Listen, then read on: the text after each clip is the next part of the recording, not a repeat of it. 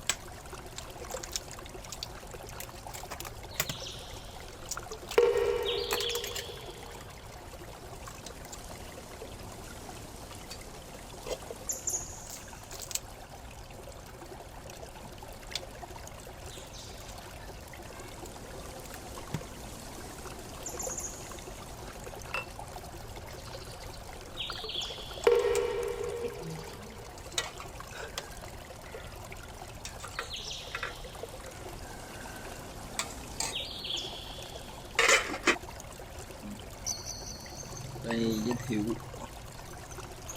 một lượng thịt hoa.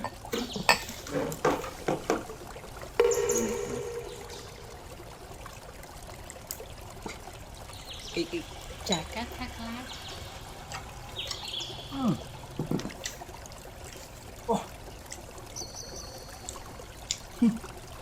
Dài không?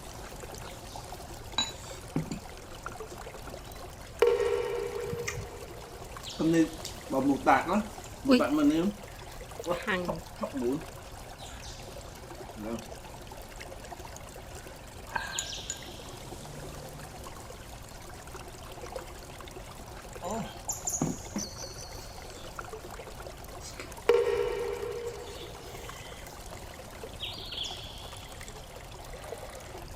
chả bằng củ.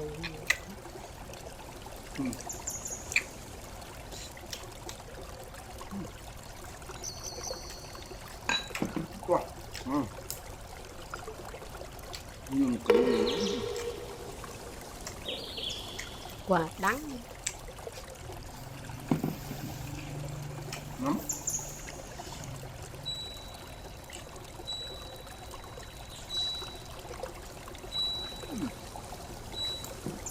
Nước rồi. Bí. Đấy. Bí nữa.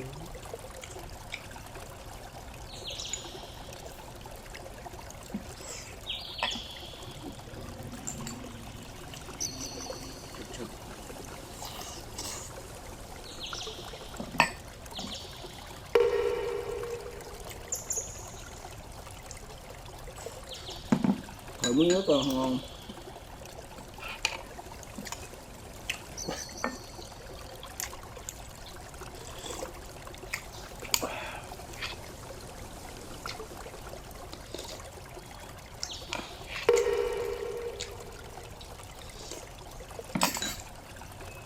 Ok.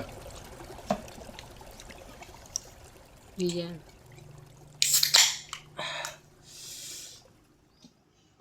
Vô caramel. Vô.